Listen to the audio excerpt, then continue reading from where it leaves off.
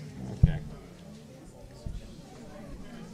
Okay, good evening, everyone. Please take your seats. We're beginning. Okay, this is the monthly meeting of the Flanders, Riverside, and Northampton Community Association. I'm Vince Taldone, its president. The rest of the board of directors is here in the front. Our members are out there, as well as members and members of the boards of Water's Edge and Bayview Pines Association. We've done this tonight so that we could invite all groups and have one event centrally in the Crohan Center. So we have just a couple of quick things to take care of, and then we're going to go right to our candidates.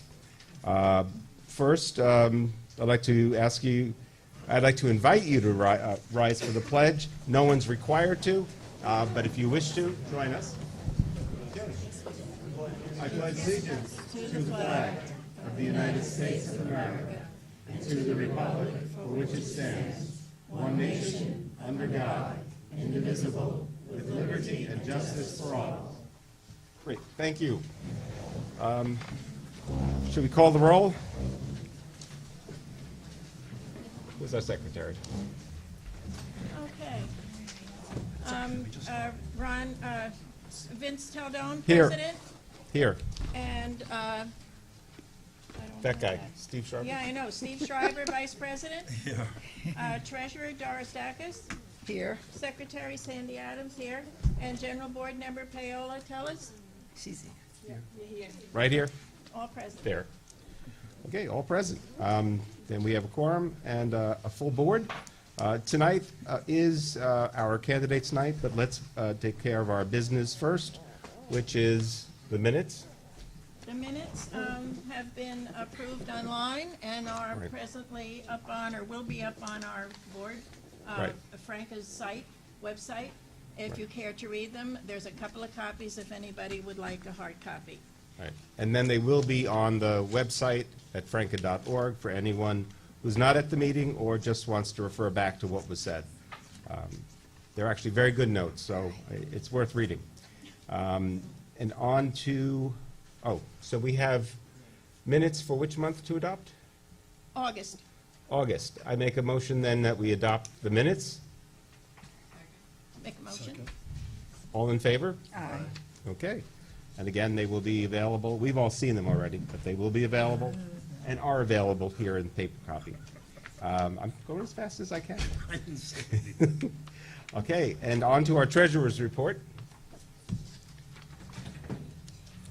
Checking balance prior month, $7,410.81. Credits and income, 50/50 from August, $28. Donation from Ascend for School Supplies, $500. Membership, $1,195. Total credit income, $1,723. Debit expense, PSEG, filming by Curtains Media. Back to school supplies purchased as donation, $100. Filming by Curtain Media was $100, and PSEG was $33.27. Permit for back to school event, $50. So it's a total expense of $718.35. Closing balance, $8,415.46. Saving opening balance, $7,443.12. Interest, 63 cents. Closing saving balance, $7,443.75. So we have a total of $15,859.21. And also Frnca encumbered funds, SC Riverside Park Maritime Trail Grant, $500. Education, $2,648.88, and beautification was $4,400.57. That's the treasurer's report for August. Thank you. Any questions? I make a motion to adopt. Seconded by Stephen. All in favor? Aye.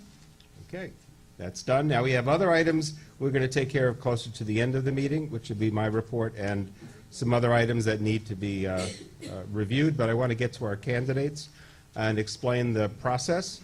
This is not a debate. We are going to have each candidate get up, speak for about 3 minutes to tell us about themselves, certainly whatever they want to tell us. We will have our town clerk, our county legislator, highway superintendent, and our candidates for trustee. What I ask is that I'm ask two people from either the Bayview Pines or Water's Edge to flip a coin, which will dictate which party speaks first. Because all the names are on the list here, but it's not in the order they will speak. That is really left to chance. We do it that way every year. And just tell me if there are any candidates that are out here who are not also on the Republican or Democratic line. Okay. Hearing none, so we can do it that way. Dems, Republicans, where are we? Vicki, do you want to flip a coin? Chrissy? Linda? Somebody. You got a coin. I got a coin. Oh, my God. No. I do. I have a coin. Coin of phrase. And just tell me, I got messed up once before on this. So the heads you win, what does that mean? That means you go second? Here you go. There you go first. Now you get the choice. You get the choice. Well, There you go. Oh, okay. All right. Heavy for your thoughts. So, if you heads, you pick. Right? well, Anna Throneholst once said that winning didn't mean going first. So Right. so if it's So head, heads or tails. I'm gonna throw a heads or tails, right. and then you choose whatever you want to do. Okay, Republicans, do you want to be heads? Democrats will be tails, and we'll see what comes up. Now, if you cross endorse them, what? Oh, I don't know. I don't know. Whatever. Let me just talk. This is hard enough already. All right. So Okay. No, way to go. heads. Heads. Heads. You decide, Republicans decide So if you want to go first. Republicans can decide if you wish to go first or second. I'm guessing it's first. Or second, tell me. First. Do you want to get those seats here? or- Okay, so we're going to, okay, so then Republicans will be first, followed by Democrats. We're going to ask that people asking questions after the introduction will come from first Frnca, Bayview Pines, or Water's Edge Association, anyone who lives in the neighborhood, and then, of course, anyone who wants to ask a question, so long as they identify themselves, tell us where they live, and if they have any party affiliation of any kind. That's rather important. So we are going to ask the candidates to come up, spend again about three minutes each, and then we'll follow that with questions for those candidates in that job. Don't they want to form Right. a line over there? Okay, so if you're asking the question, it will be on that side. Okay, on that side, there'll be a mic, and you'll get to ask your question. The candidates will speak from here, where we have mics, and this should all work. We'll see. If you want to speak, get a line over there. Yeah, I would ask, if you don't want to stand a long time, I mean, once it gets down to two people, somebody else get up, and get up there so we can limit the amount of wasted time between people asking questions. Okay, so I would like to, yeah, we're going to move over on the side, and first will be Sunday, who has the entire table. No, you can leave it there. And I will be the timer.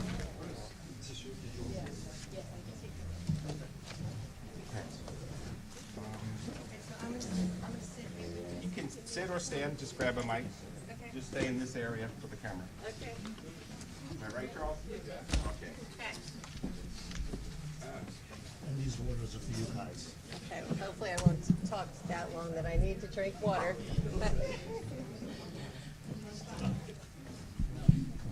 Good evening, everyone. My name is Sunday Schermeyer, and I am the Southampton Town Clerk.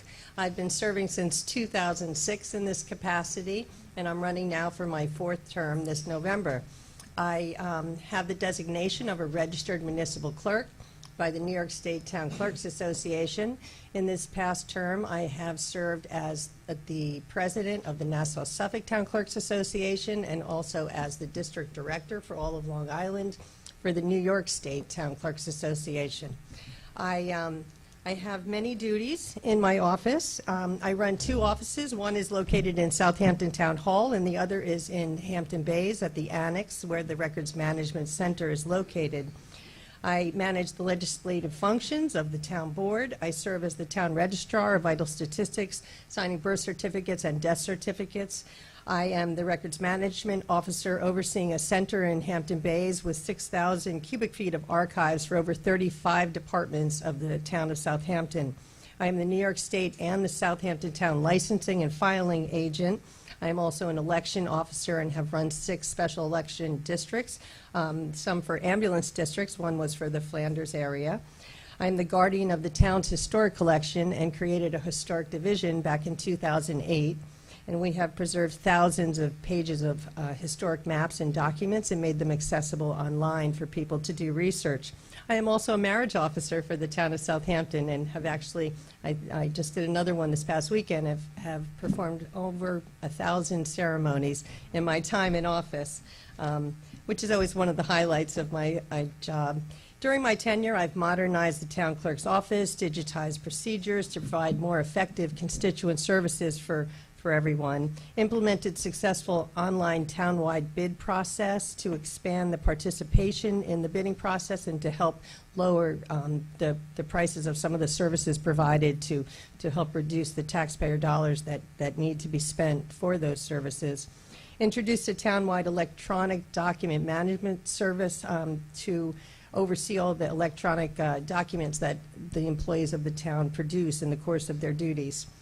I initiated a state-of-the-art records management software system to manage the town's archives. We actually barcode our boxes now for quicker retrieval when people come in for FOIL, and it has made it so much more efficient for people who come in and want records. The turnaround is days rather than weeks in order to find those documents and get them back and make them accessible to you, often online, meaning you don't have to come back to Town Hall in order to get those documents. We reorganized and digitized active land management files for over 55,000 parcels to also make the retrieval of the documents much more efficient. We have worked with local historical societies and museums and school districts, and we created a traveling museum that incorporated all of the town's historical societies, and we went throughout the school districts in the town of Southampton to teach our local our school children about local history. I have been awarded numerous grants in my office from New York State to promote records management and for historic education and preservation projects. We were recognized by the United States Department of the Interior, the Office of Federal Acknowledgement for Historic Preservation efforts, making the historic collection accessible electronically while preserving the originals in our vaults. We were awarded the Best of New York by the Center for Digital Government for increased efficiency, and just this year, I'll wrap it up with, we were scored 100% and A+ from the Press Club of Long Island on a report card for local government compliance with transparency law, meaning FOIL.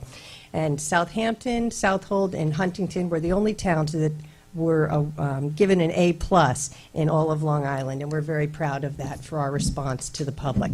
And I thank you very much for the time. If you ever have any questions, you can feel free to contact me at any time. I'm always there to help you.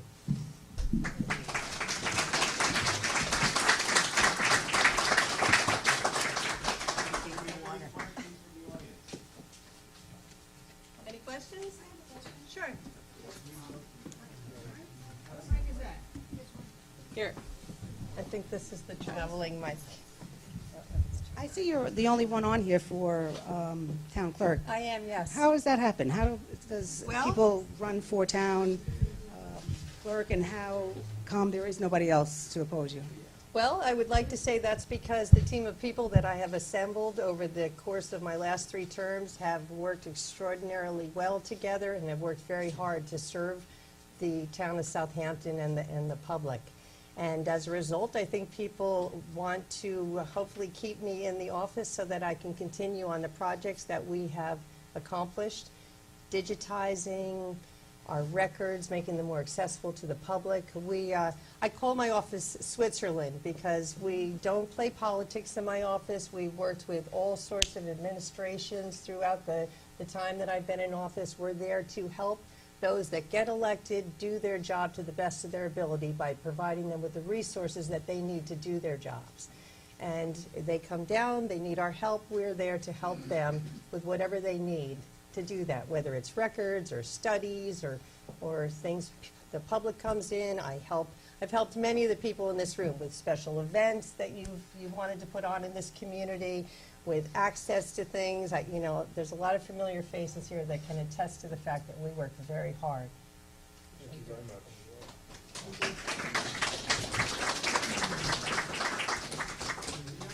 Anyone else?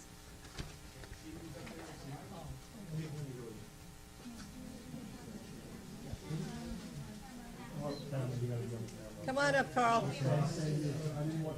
That's all right, I can walk a little bit. I don't need a cane. Sorry about that. Okay, and smile. All right, here on the camera, right here. Carl Iacone from Frnca. 25 years in this area. I've gone through a lot of secretaries like Sunday. But let me tell you something. Why nobody runs against her is she's the greatest. That's why nobody runs against her. She rejuvenated that department into something that's unbelievable. When you go there now, you know you're getting service. When you went there before, you didn't know what you were coming out with. That's why nobody runs against her. And if they did, I'd still vote for her. Thank you. I gotta hug you.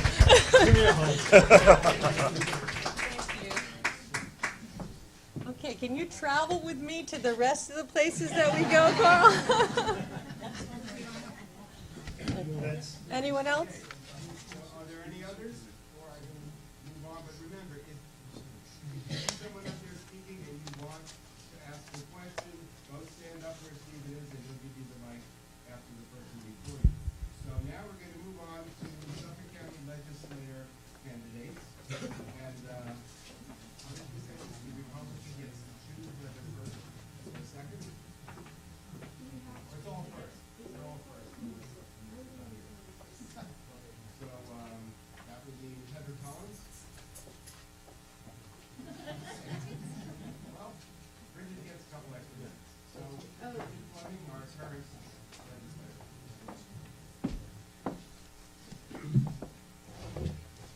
Thank you, Vince, and good evening. Thank you to Vince and Steve and all the members of the board for hosting this important forum.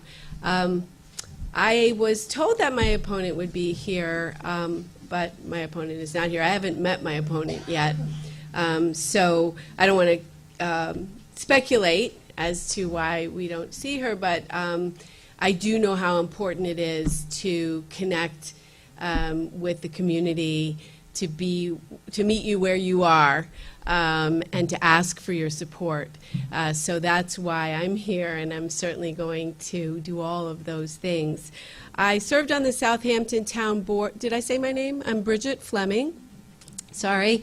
I'm a Suffolk County legislator, and I serve in the 2nd Legislative District, which runs from East Mauritius to Montauk and includes Shelter Island.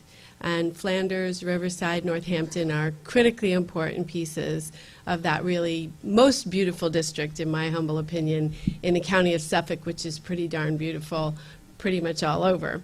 So I've been in office just for one term. Prior to that, I served on the Southampton Town Board for almost 6 years, and I was very grateful to have the opportunity to work with so many of you here in Flanders, Northampton, and Riverside. I was liaison to this these hamlets for a number of years, and I hope that you all recognize that I come to work ready to get what needs to be done, ready to say what needs to be said, regardless of whether it's difficult or or costly in terms of politics or what have you. I cast the hard votes, and I, sort of just take step after step in order to accomplish things. And just here in this area alone, I can tell you that since I started on the town board, well, we opened the Flanders Farm Fresh Market 6 years ago now. It's still thriving under Councilwoman Julie Lofstad. It's actually getting better and better.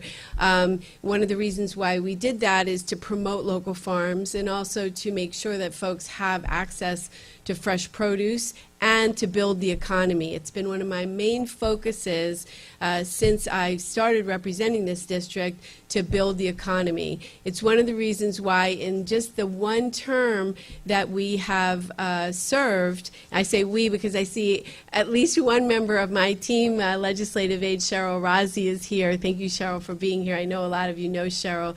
Fantastic public servant in my office. But at any rate, we have returned to this district over $4 million in capital spending. We also, when I was on the town board, we passed the overlay district that will allow the economic development to happen here. And I'm in regular touch with Renaissance Downtowns, Angela and Ceres and Sean McLean to ensure that developers and folks who want to bring jobs to this neighborhood have the kind of access that they need and the support from the county legislature.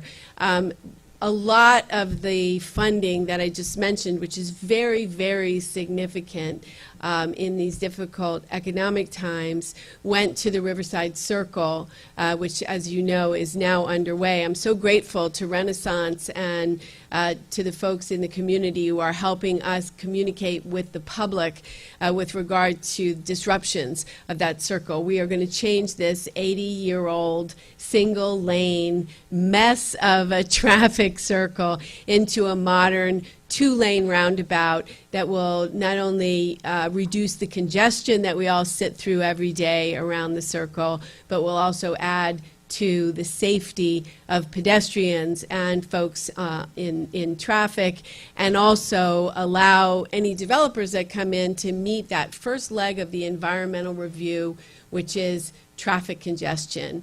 If you are going to be adding anything to a community, the state law requires that you show under an environmental quality review analysis that you're not going to make the environmental situation worse. With the traffic as bad as it is around that circle, no one would be able to develop around it unless we could assure them that we're taking steps to mitigate those problems. So huge investment. I'm deeply grateful to my predecessor in the job, Jay Schneiderman, who's now your town supervisor, and to the members of the legislature who, as well as the folks who've been there over and over again to advocate for it, as I did when I was on your side of things, for supporting this extremely important economic development. I've also, I'm sorry? Oh, no. Okay, so Riverside Maritime Trail, we developed the IMA to get that trail done. For years, they were not able to do that, so the town is going to be able to build and monitor that trail that's been sitting there receiving dumping and having maybe some criminal activity in there. We're going to clean that up. I sponsored the text stop in honor of Barbara Tochi and the Tochi family out here so that we can start to reduce traffic fatalities and begin to encourage people to be smart about how they're driving. Also, quite frankly, just to make sure that people understood that we recognize what a devastating loss to the community the loss of Barbara Tochi's life was. I'm working, as I said, to foster economic growth with Renaissance Downtown. We got $2 million to build the Health and Wellness Center at the community college, and we made sure that when we did that they have certain obligations to open that pool. We're going to have an indoor pool, which I know many people have been working on for years and years and years. In order to get that funding, the community college had to ensure that they would allow the community to access that, and I appreciate the community's support. Oh, okay. I'm sorry, I just want to make sure you understand how deeply committed I have been to this community, and I show up because I want to get work done, and getting work done means delivering for Flanders, Northampton, and Riverside as well as the rest of the district, but we've really been successful here. It's because of the great partnerships that we have with the folks here in this room, and I'm deeply grateful. I do ask for your support on November 7th. I have lots of work left to do. We have lots of work left to do, Cheryl, and I'd be happy to do that for you. Thank you.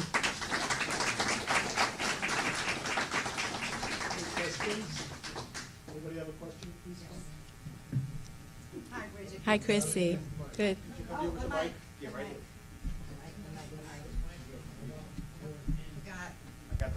You know, I have a very loud voice. That's why I figured I needed one of the questions I have for you is I know when you were on the town board, the zoning for the Riverside Rediscovered project was passed with one public hearing.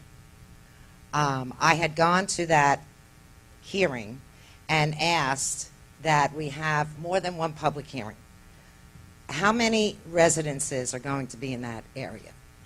You know, as we've discussed many times, the level of development in the area depends on the interest of the developers. So in order to buy, so the way the zoning works is it's an overlay district. So you have the as-of-right zoning, which is the density that's there, Right. unless you are willing to buy into the form-based code that will create retail on the first floor and then also encourage affordable housing and sustainable building that meets that triple bottom line for the economy, Okay. for the environment. I get that. Oh. But my problem with that is how many units are allowed there? Well, Rental it units? truly depends, Up to Chrissy. 2,500? It depends on. Yes. Well, no, it depends on whether people can meet SECRA But within. the limit is what? They can go up to how many units? I don't think that you can do the calculation that way, only Okay. because Because the this is SECRA going to said that it develop could over be- time. It could be up to that many. I don't doubt that, but I feel that the document may say that, but truthfully, I would ask you to take a look at how the overlay district, well, I know you have, but the overlay district was designed in such a way that the environmental and economic sustainability of the community needs to be ensured. So every developer who comes forward and asks to be included in the overlay district needs to meet that triple bottom line in order to get the density Okay, bonus. so what happens to the school district when you have over 2,000 more children going into our school district? Well, I just don't think that we're going to agree with the numbers because there's just no way there's going to be 2,000 more Okay. school What children. about, You should also bear in mind that because of the environmental impacts we need, and because of the economics of the thing, I mean, look, we haven't even gotten a single housing project built yet, or even retail. But the fact of the matter is that this is going to happen over time. I agree. And it's I going know. to take some of the environmental protections that we've put in place, like the Maritime Trail, like the Circle, like the septic upgrades, which I didn't have a chance to mention, which are a huge, huge part of what Very I'm important. committed to. So we can't say exactly, but I think that I don't necessarily agree with your calculations Okay. in terms of. So my other question then is if we can go back to public hearings. The Hills in East Quogue, I believe, has had public hearings now. This has been in the process for over 3 years. Okay? They've had numerous public hearings. We had one. And that, to me, is wrong. No, I appreciate that, and I think. Thank you for your time. Okay. I do appreciate that concern, and I was, first of all, the only Democrat on the town board when I served on the town board, and I think you might have seen, especially in the last year or so, there were a lot of 4-to-1 votes where I was the only one. I have been a strong proponent of public hearings, to the point of I actually had to put legislation forward to try to get a work session on the agenda.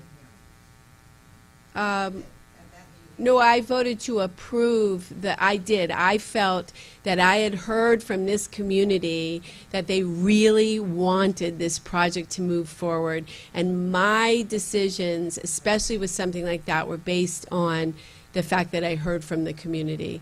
But the support for putting off that and not getting the thing done simply wasn't there. I remember members of the Toshi family coming up and actually emotionally asking us to move it forward because of concerns about crime and empty storefronts.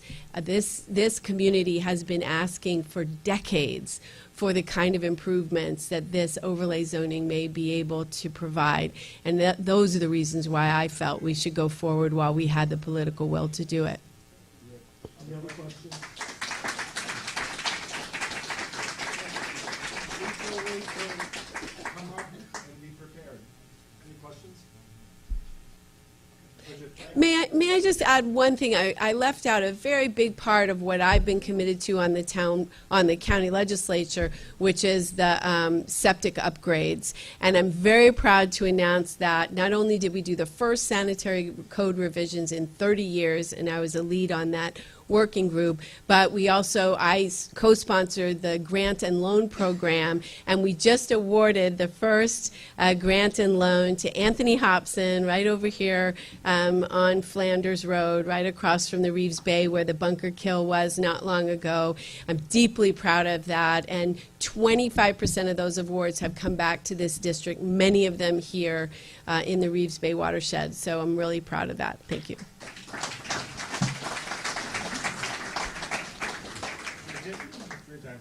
Oh, sure.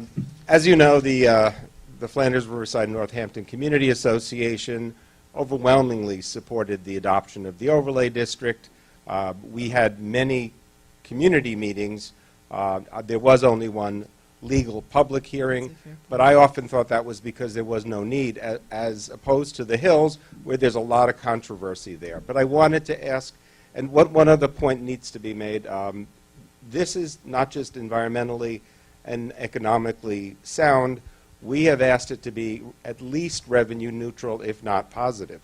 So as the housing comes in, the commercial buildings will be paying a tax that will more than exceed the possible number of kids that are coming here. And actually, we met with the school district to explain that, as the developer did, and they were pretty much satisfied at the school district. And so I'd have to say they were comfortable that we're going to do this logically and not leave a burden on other taxpayers. But what I wanted to ask you about is actually public transit, because there is a relationship here. More people will be not only living here, but also coming to visit, enjoying our facilities, restaurants, parks. The S92 is the busiest bus line in the county. It's overwhelmingly overcrowded in the morning and the evening. People are left on the side of the road because it's too full. The buses are too full. There are buses perhaps that don't make sense. I know a lot were eliminated in the last budget go-around. But what can we do to improve the service so that it meets today's needs, never mind moving forward into the future? Yeah, that's a great question, and thank you. I ran out of time, so I wasn't able to say that that is one of my top priorities.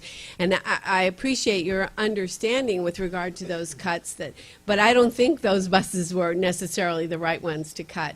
Unfortunately, the administration just did a straight calculation. How much does it cost to ride the bus on this line? And the ones that were most expensive got lopped off. 3 of them in this district. One of them that goes by the community college. So I started a public transportation working group in order to try to find a way to create a sensible public transportation system. Look, with our problems with coastal resiliency, with our problems with traffic congestion, we've got to get people out of their cars. We've got to get people into public transportation, and it's been a commitment of mine, which has been really like pushing Sisyphus rock up the hill. But we put together the public transportation working group. We have on the working group, for the first time time sitting around at one table, we have the operators of all 4 bus lines that operate the Suffolk County bus. So for the first time, they're talking to each other. We have advocates from the riders unions. They're called unions. They're not they're not collective bargaining unions, but they're riders who come and talk to us. We do have drivers at the table. So we're trying to get this conversation going so that we can really take a hard look at it. Nobody did that. And as a matter of fact, the administration had a $130,000 consultant beginning to make a plan for public transportation, who completely changed their approach once they came and listened to the Public Transportation Working Group, because no one had asked what the people on the street felt about what should be done. I've also gone to Albany twice now to advocate specifically for public transportation funding. We are completely ripped off by the MTA tax. There was a bill pending last session that would bring some of that tax back to suburban counties. We shouldn't even be paying that tax, you know. But since we need to get some of it back for public transportation needs. We pay more in subsidies than practically any other county in New York State. It's a terrible situation. I'm glad that you brought it up. I've got my shoulder to the wheel on this one because we're moving in the wrong direction. Thank you. Thank you. Okay. Well, if there are no other questions, we're going to move on to our Southampton Highway Superintendent candidates. Lance Aldrich gets to choose whether he's first or second. You go first. Okay. Into the hot seat. And welcome. Thank you. Good evening, everyone. My name is Lance Aldrich, and I'm running for Superintendent of Highways for the great town of Southampton. First and foremost, I want to... Get your mic, please. A little closer. A little closer? I want to thank everybody that's here tonight. This shows a vital interest in your community. It shows that you care and you want to see things change in your area, okay? And to have a nice turnout like this, I appreciate the invitation to come here tonight, and I want to thank you all. A little bit about myself. I graduated high school, Southampton High School in 1976, went on to a community college upstate called Morrisville, 2 years, graduated there. In 1983, I started working with the Highway Department. I started as a laborer and progressed up the ranks and eventually became the Deputy Superintendent of Highways / Highway General Supervisor. So I had a dual title. To become Highway General Supervisor, I had to take a civil service test, which at the time I got a 90 on it, which doesn't really mean that I was all that much smarter than the people that were currently in the room, but it was the highest score in the county.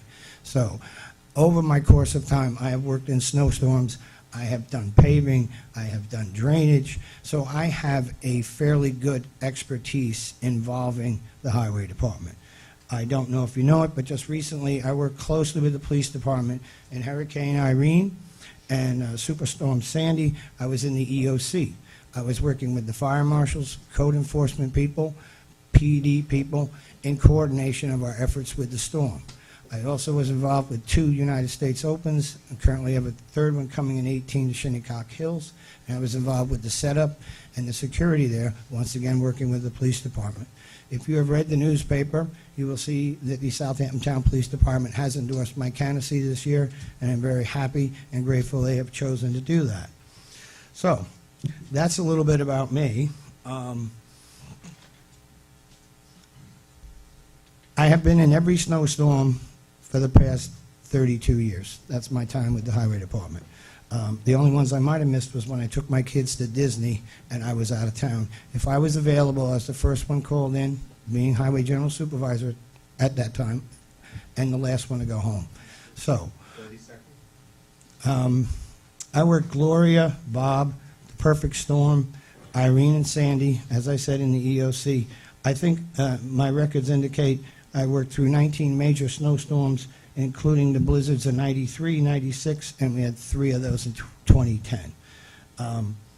Once again, I want to thank you for having me tonight. In my walk-arounds in this town and meeting with people, I have heard that the people of Flanders feel they're a drive-through community, and that, thank you, and that disturbs me. I've been to a couple of other areas where they say they're the forgotten communities, and that's unacceptable in the town of Southampton. We all pay our taxes, we work, we make a living, we pay taxes. No one should have to feel that way about their area, and I would like to change that. Everybody's entitled to a piece of the pie, regardless of your socioeconomic status or your geographic location, and that pie should be divided as equally as possible. Thank you very much for having me.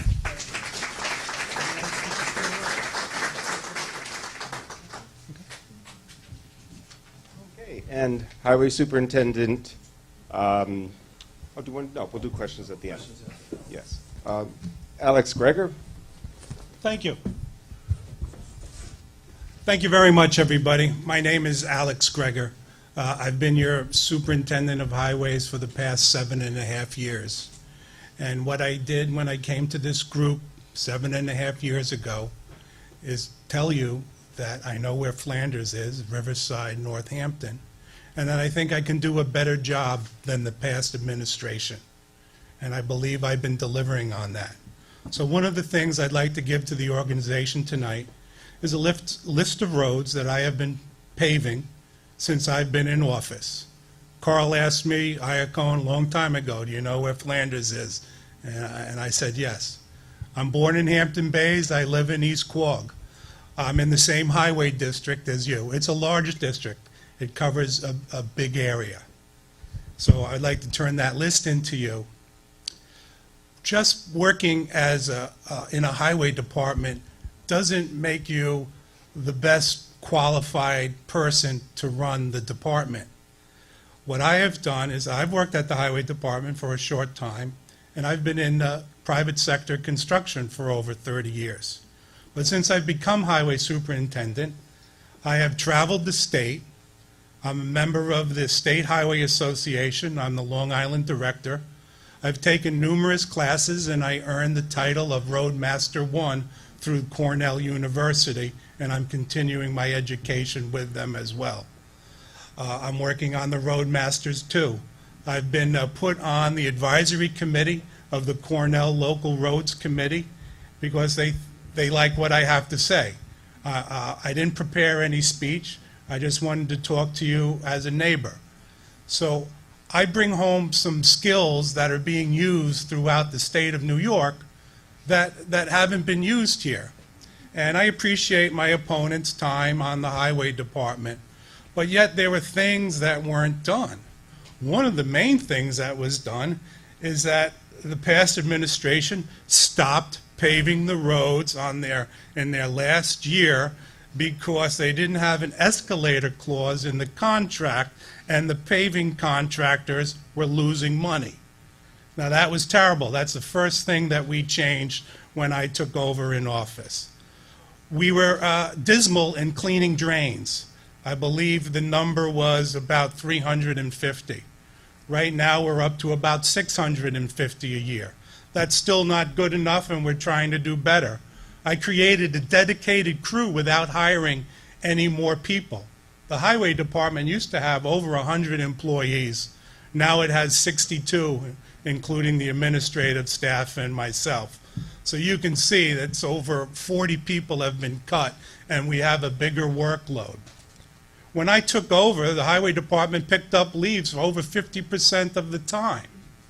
I changed that. Something had to be done. I asked for additional funding or additional equipment. I was denied that. So what I did is I developed a program that still gave people the service and still helped the senior citizens. We saved a lot of money. We saved time. And when we save time, we can do more work. And that's what we're trying to do. My opponent says he's been in every snowstorm, but yet we used to put salt and sand down on the road. Now we put straight salt. My opponent says he's familiar with snow operations. I brought the brining into the town where we pre-treat the roads so the snow doesn't stick to the roads as much, and they're better plowed after the fact. These are things that were always available, but never were used by the prior administration. We do different things with paving now. We do mill and fill, so we try to extend the pavement life as much as we possibly can. This was something that was available to the prior administration, and it wasn't used.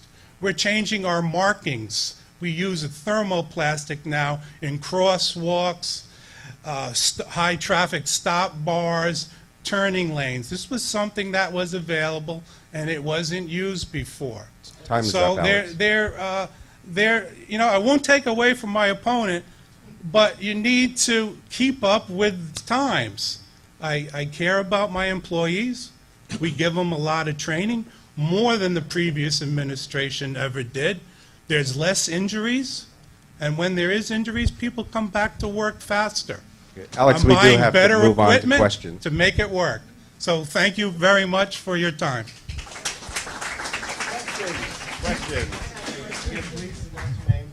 Hi, I'm Sue Aiello. I live on Pine Avenue in Flanders.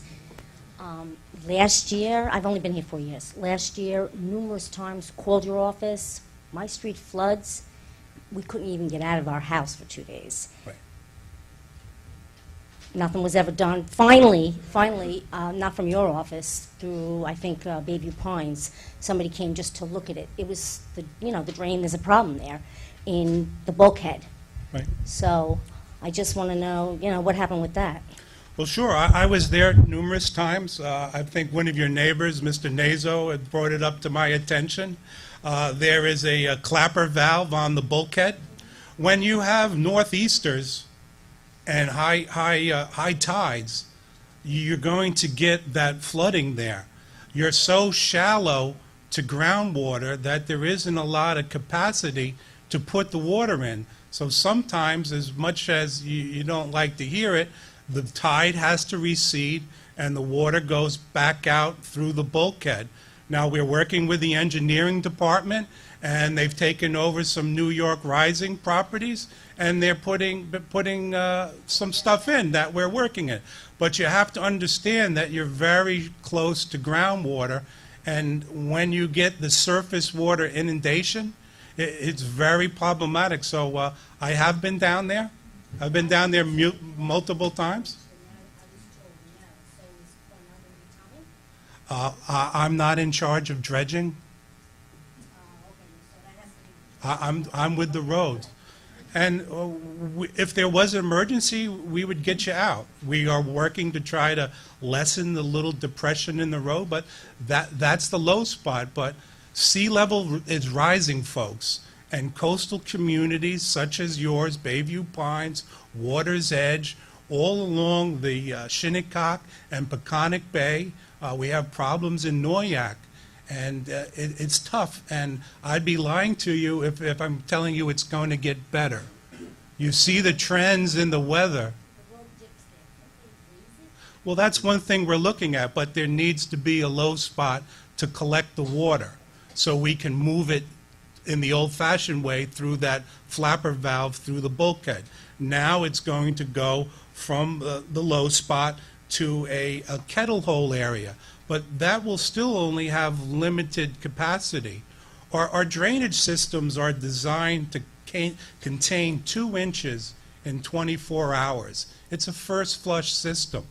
But we get rain 2 inches an hour, and that's where we get. Our biggest problem is being inundated from rain. And then next to that is the rising sea level. That is a problem. So we'll try to mitigate it. I can't say we can fix it. There seems to be a storm that's always going to be, in a perfect world, if we could raise Water's Edge and Bayview Pines up 1.5 feet, that would help for 50 years. But then again, we'll be back at the same problem. Call it climate change or global warming, but that's what we're up against. And like I said, I have been down there. Thank you. My name is Doris Sanders-Stakers. I live on Glider Avenue.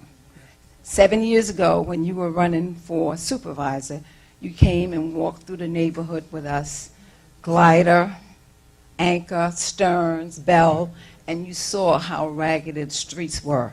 Right. And you promised that you would do something about them. Right. You have been in office 7.5 years. You have not done anything in our neighborhood whatsoever. Right. Yet you were paving streets in Sag Harbor, because I heard it over WLNG, and when I called the office about it, you were saying it was a special need or something for that area. You have forgotten about the people in this area. You haven't done a thing. You haven't paved the road. And I've been there 42 years on that street. Right. And you said the prior administration said they didn't care about us. And you seem to have the same attitude. You don't care about the people, Glider, Anchor, Stern, Bell, Port, all those streets need to be paved. They haven't been paved since the 7 years you were in office, and prior to another 10 before you. Well, that's a fair question. As again, I'm giving the association the list of roads that I paved in the Flanders, Riverside, Northampton area. There's I recall I put a street light in for you all down on Glider to help reduce some of the, well, the lighting district unfortunately has been moved to the Parks Department, but when I was in charge of it, we put it in and it was working. We did some drainage work. Again, I invite you to look, I invite you to look at it. Yes, yes. Nothing is ever done. When it rains, they come put up the barrels. Well, we've cleaned out the swale there, and again, it's tough when you have the shallow groundwater, ma'am. But we're continuing to pave. We've been a lot through the Flanders area and Riverside. We're moving in an area, and we move. Okay. Mr. Aldrich, would you like to address this issue? I just have a couple of disclaimers. I didn't realize this was going to be a debate format, but I guess we can go with it. Mr. Greger wants to say that straight salt is a solution. My research on the computer, straight salt is a de-icing agent only. It provides no traction. He's gotten away from using salt sand. Sand is a grit material which provides traction. I reviewed a Cornell Cooperative Extension study on the use of straight salt. The comparison was straight salt versus straight sand with only a 7% addition of salt in order to prevent caking of the sand. So if you put straight salt against straight sand, there's going to be a huge difference.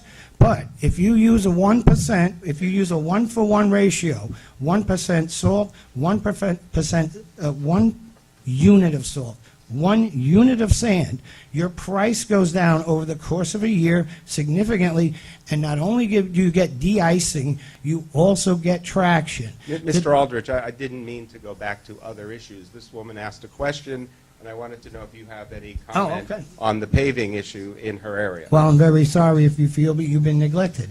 Mr. Greger alluded to the previous administration. I was the deputy superintendent, and I was the highway general supervisor. Mr. Masterson was in charge of the highway department, okay?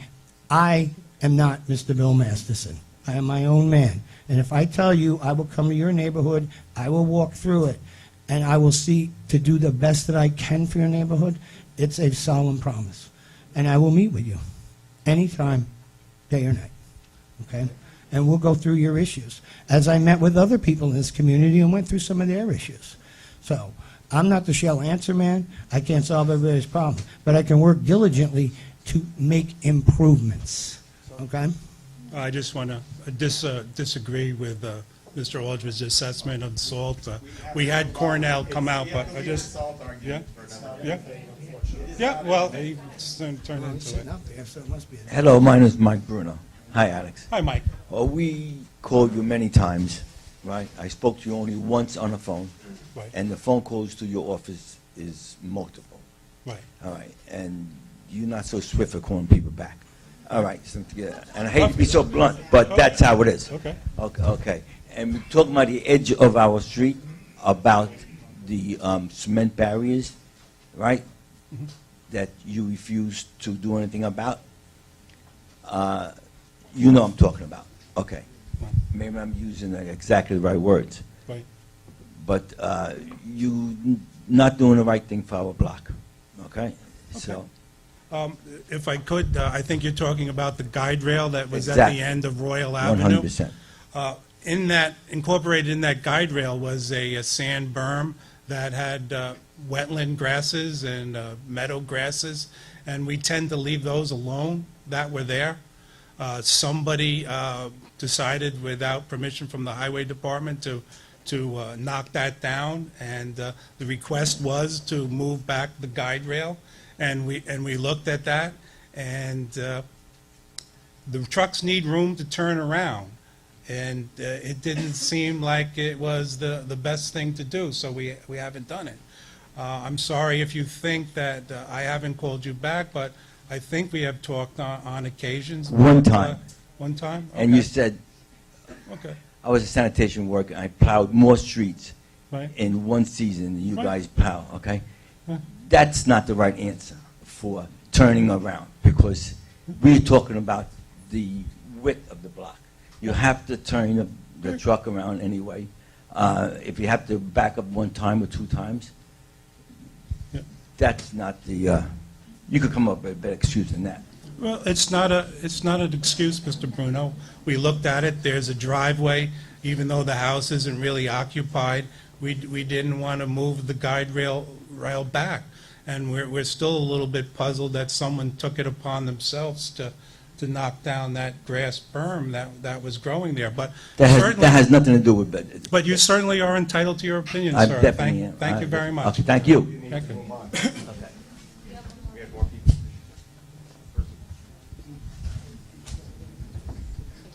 Hi, my name's Susan Tucci.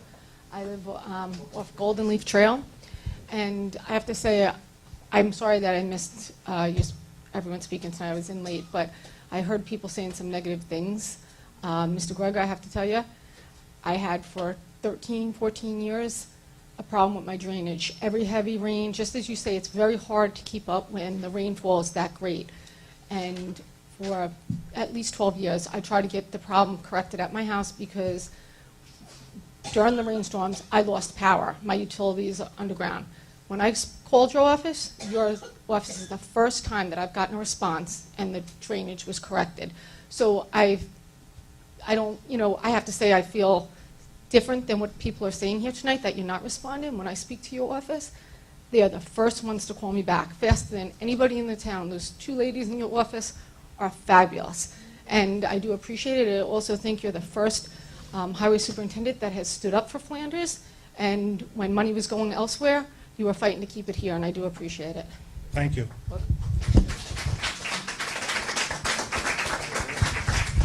Hi, my name is Lorraine Pacelio, and I live at 23 Nash Avenue. Oh, sorry. For both candidates, I'm not sure if you're aware of it, I guess you should be aware of it, is the town dump is supposed to be open till 4 o'clock, but they stop accepting leaves and debris at 3:30.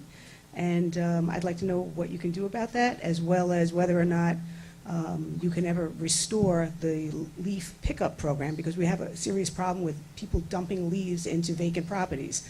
And the fact that that was stopped has brought a big problem into our neighborhood. Thank you. Thank you for that. I don't know why the transfer stations stopped taking the waste at 3:30 when they're open till 4. That's a different department, but I've heard the complaints a lot.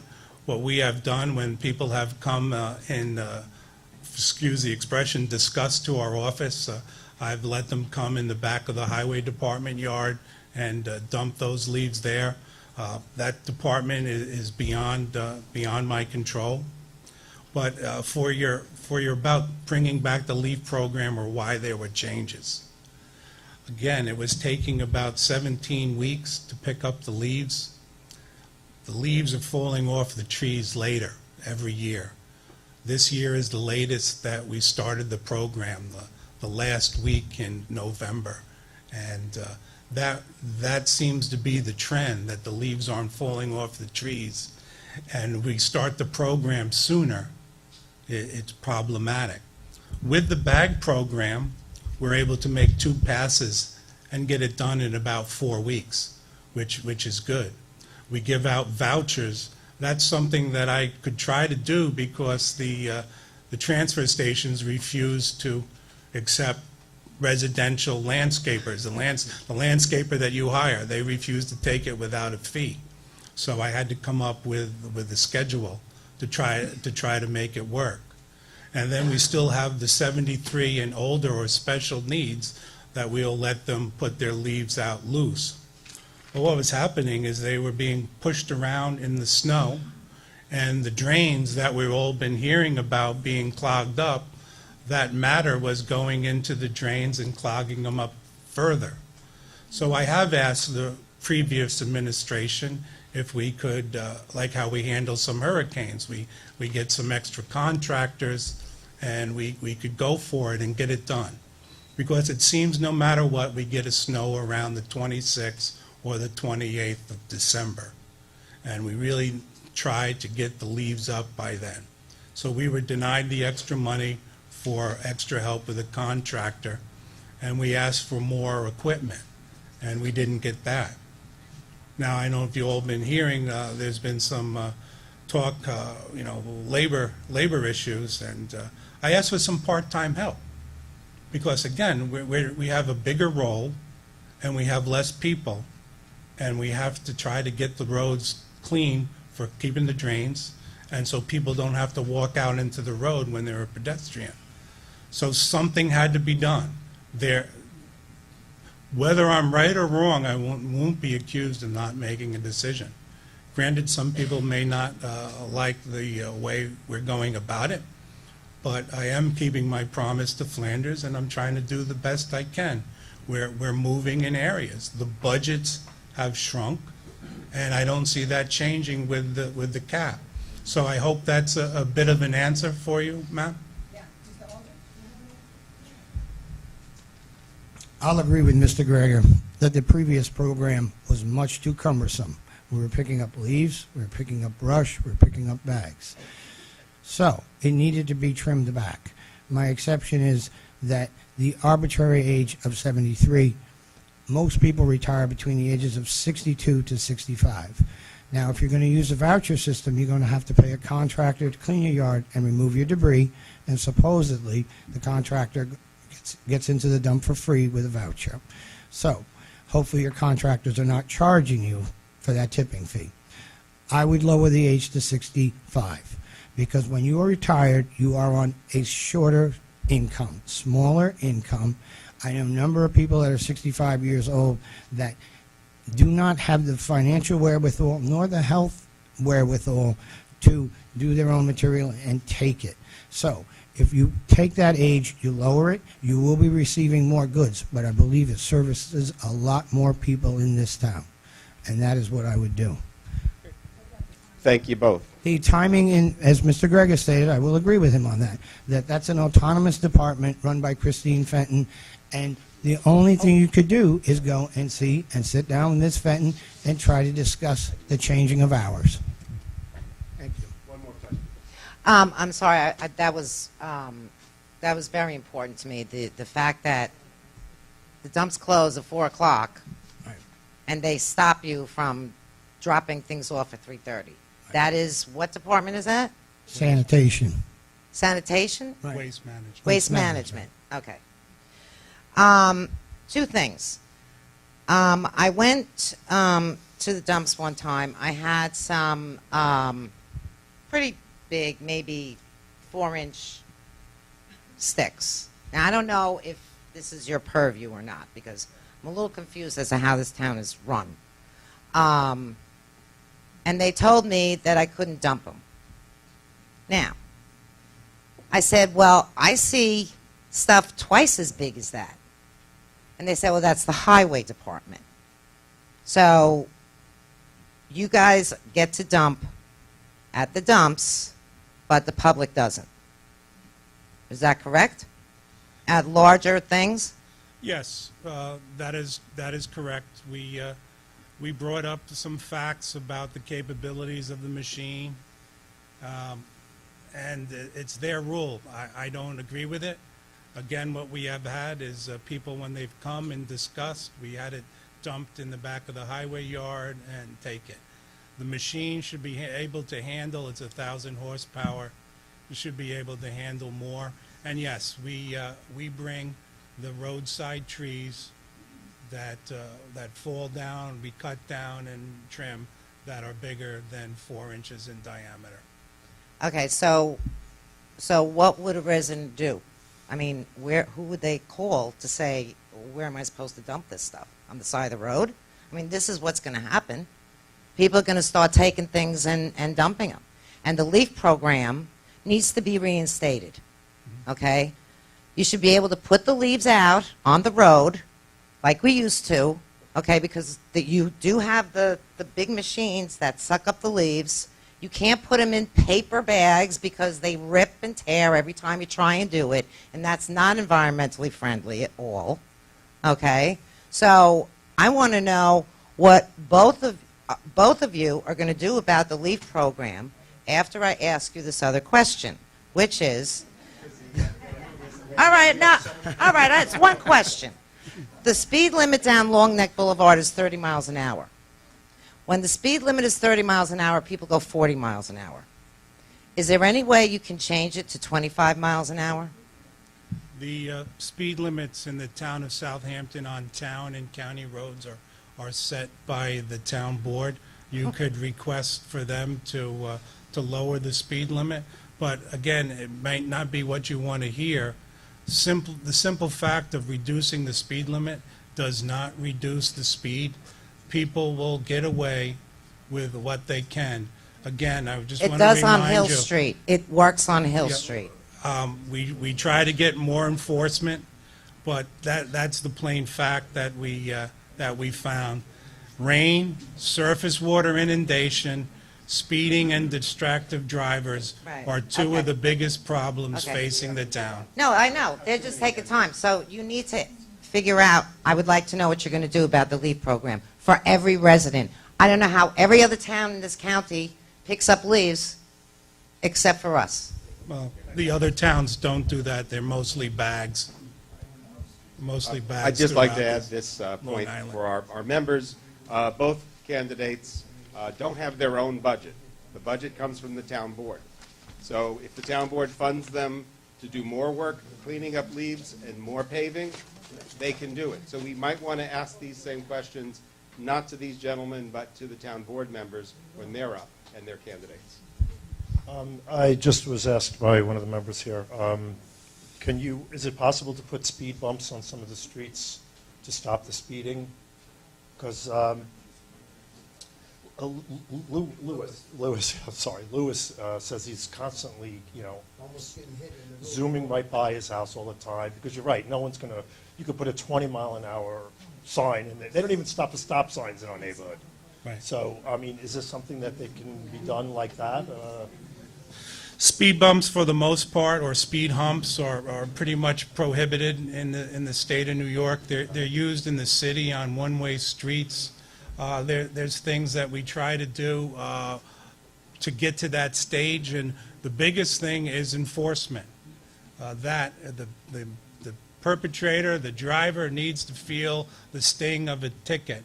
The speed humps or bumps become problematic in the wintertime for snow removal, and people still go fast, and we can't put them where there's two-way traffic because you have the chance of launching a car into oncoming traffic.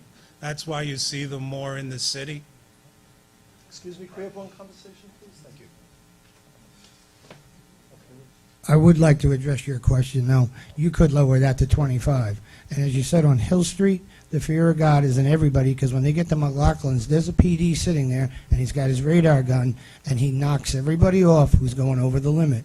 So with the cooperation through the police department and saying, listen, we're lowering the speed limit, we have concerns for this neighborhood, for the residents, for the children, for the people that live here, and we would like to see a PD car down there, and this gets you too, because if you're speeding, you will get zapped too. We've been trying for years to get police here. It's an age-old issue. Can't get them. So forget about that. Okay. Again, the police budget is also a question for our town board. The reason we don't have more police here is not because of these good gentlemen. So I'd like to move on if there's nothing more. Gentlemen, thank you. Thank you very much. Enjoy your evening. Okay, next up in our last round is the Southampton trustee candidates. That's what I've done for 8 years. Thank you.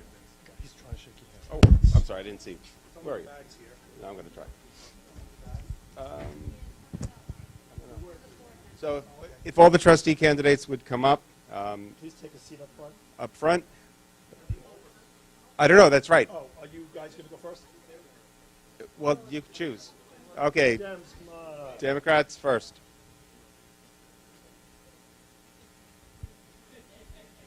All in a coin toss.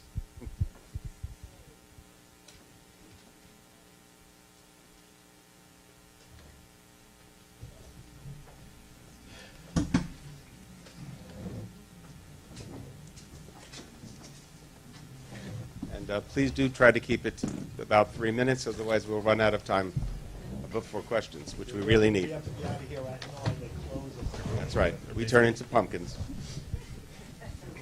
All right. Good. All right, so I want to thank Frnca for having us, Bayview Pines Civic Association, Water's Edge. It's always great to see everybody working together, and we appreciate you having us all at one time, so we don't have to come back multiple times. Thank you very much for hosting. Could you state your name, sir? Yes, exactly. It's very awkward to be up here, Vince. So my name is Ron Fisher. I'm past president of Bayview Pines Civic Association and past president of Frnca. I left Frnca to accept an appointment to the Riverhead School Board, which is very exciting. And I'm also looking to run for trustee. A lot of people have asked why I'm interested in running for trustee. We made a little board in the back. It's time for a change at the top. It's a culmination of all the negative headlines about water quality over the past couple of years.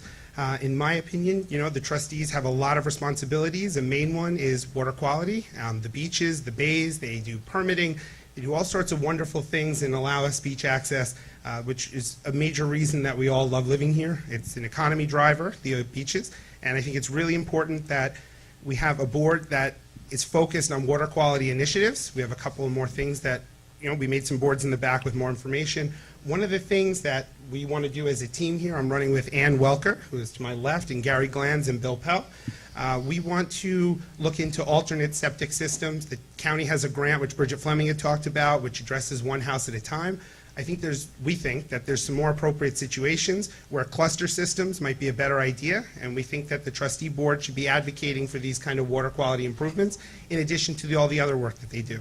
So I'm going to turn the floor over to Gary Glantz, who's going to speak a little bit. So I hope to have your vote on Election Day. You guys know how passionate I am of an advocate. I hope to bring that to the trustee board and fight for this area with everything that I got. So I hope you send me to the trustees on November 7th.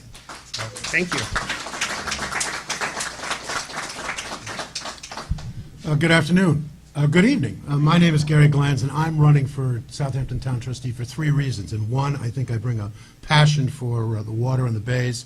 I'm interested in fiscal responsibility and good decision-making, and I'm an advocate for smart projects. As far as passion is concerned, I've been a sailor on Shinnecock Bay and Peconic Bays for 54 years, and I can clearly remember the day in 1985 when I first saw the brown tide line across Shinnecock Bay. And I've also, in high school, I started the Polar Bear Club, and you may wonder why I'm bringing that up. But then in 2004, I turned that into the Polar Bear Plunge, and I worked with collaborated with a not-for-profit organization in Southampton Village, 2 fire departments, 2 ambulance crews, 10 or so merchants, and we have raised, through their good efforts and volunteer work, we've raised $1 million over the past 12 years for that program. And it's an example, I think, of the value of collaboration, which will be important here in a minute. And I asked Ron to make this picture. And so when we started in high school, there was the 3 of us going in there, and now there's 4 or 5 or 6, sometimes 700 people going into the water at once. And it's a community effort, and it's cooperation. And so the other thing is that I've been involved with the Conscience Point Shellfish Hatchery. I'm a mason in Southampton, and we sponsor the Sea Scouts. The Sea Scouts have created a shellfish hatchery. They've raised 1 million oysters and 500,000 clams. And I'm also a co-founder of a maritime education program in conjunction with Southampton Historical Museum and the Southampton Elementary School. The other fiscal aspect of this is that it became clear to me, I wasn't really sure that the trustees, the past trustee boards, apparently have spent millions and millions, literally millions and millions of dollars in litigation with our own villages. Villages like Quogue and villages like Westhampton Dunes. And I think it's an obsession with these folks, and it needs to stop. We need to collaborate, not litigate. There's another issue that is appearing on the horizon. You may know that we have $11 million or $11.5 million in water quality improvement funds available to the town from the Community Preservation Fund this year. I'm concerned that it's going to go to Stony Brook University and Cornell Cooperative and Cornell University. And you may say, well, why wouldn't you want them to go there? And they're wonderful folks and they do good work. But when you do a contract with a university such as Stony Brook or Cornell, they skim right off the top of any contract, 26 to 69% of whatever goes into that contract goes to the university. So if you go to Stony Brook and you give them $1 million, you get $400,000 in programming. $600,000 goes to Stony Brook. It pays for salaries, it pays for cars, it pays for offices. It doesn't go into any program in Southampton Town. And so I'm concerned about this. I'm concerned about the direction we're going in. And which brings us to what's that? Your time's up. Okay. So, 3 things. Passion. I've acted on it. I hope to act on it for you. Collaboration. Collaborate. Don't litigate. And let's do smart projects. Thank you. Hi there. My name's Ann Welker, running with Ron Fisher and Gary Glanz for Southampton Town Trustee. Sure. I wasn't born here, so some people don't consider me a true local. I was born in Seattle. The reason I was born in Seattle was because my dad was doing his graduate work in marine ecology at University of Washington. We drove back, my mom, my dad, my Aunt Ann, my brother, the dog, to Southampton because Southampton College was starting. Southampton College is sort of the little engine that could, because that small university put into this community so many people with so much passion and so much knowledge. And also came out of that university came approximately, not sure of the exact number, but 38 Fulbright scholars. So our dinner table conversations were about brown tide when we were in high school. So I paddleboard, I swim, I surf, I boogie board, I sail. I went to paddleboard on Mecox a couple years ago, and in Mecox Bay, in Mecox Bay, there were signs that were blue-green algae signs that said, you can't go in this water. That's a problem. It's a real problem. And I started to make phone calls to try and figure out what this was, what blue-green algae was, who put up the signs, and I wasn't getting good answers. So fast forward, Surfrider meeting. Surfrider's a grassroots environmental activist organization. I began water testing and water sampling for them. Surfrider tests between Montauk and Mauritius, probably in excess of 60 spots. We test every week during the summer and we publish those results. The bacteria levels that we're looking at, the bacteria that we're looking at is Enterococcus bacteria. It's a fecal indicator, and in some spots, it's dangerous out here now.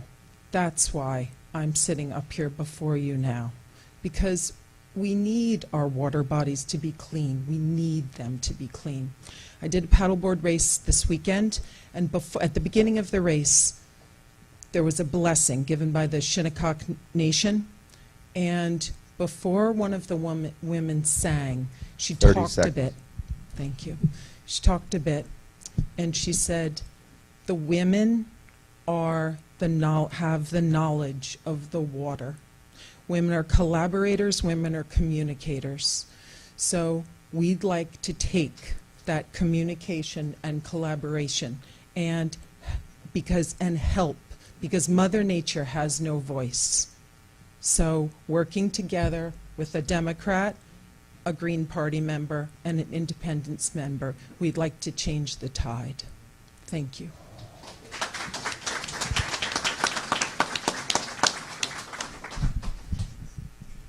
Hello, everyone. Thank you for coming tonight. I'd like to stand because I want to see everyone in the back. I've seen you guys before.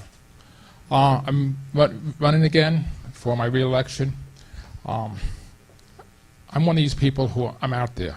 I'm out there clamming, out there sitting on the beach. So I'm using a resource. I come up in my boat and go up into your creeks. One of the things the trustees board's going to miss is Eric Schultz. He knew Flanders like the back of his hand. I feel sorry for you folks because he was a great asset to the trustee board and to you. So when it comes around to vote, make sure you vote for someone. You don't have to vote for all 5 people. You can vote for 4, vote for 3, vote for me. You don't have to vote for me. My name is Bill Pell. Okay. I thought we all knew each other. But that's why it's very important to make sure you point out to the person who you want to represent you on the water, on the beaches, in the wetlands. I work good with Alex Greger. He's somewhere in the back. I work good with the town board. Okay, I'm an independent. I'm endorsed by the Democrats and the Republicans.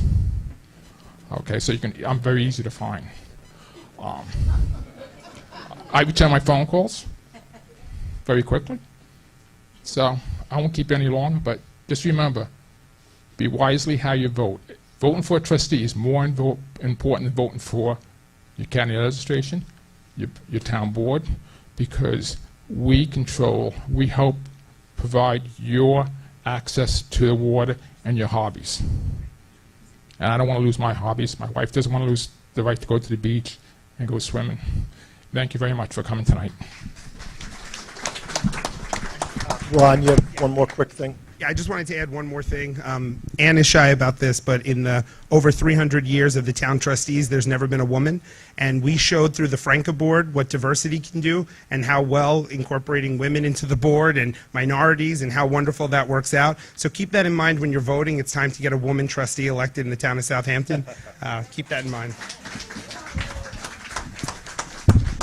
Are there any questions for the panel up here? Please come this way. Questions for the panel? No, are we done?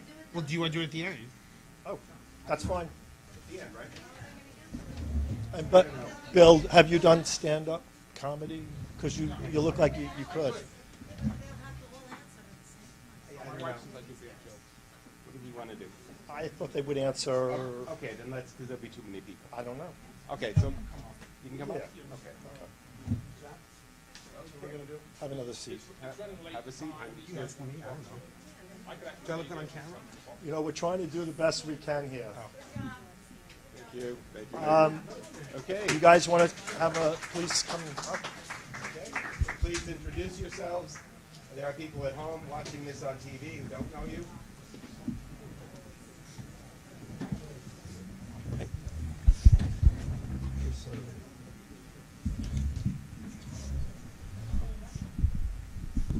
My name's Ed Warner Jr. I'm a current trustee. I'm the sitting trustee president of the trustees. Lifelong Bayman. Spent much of my life over in Flanders, Shinnecock Bay, all the town waters. Basically, I know them like the back of my hand. Issues: brown tide, red tide, rust tide.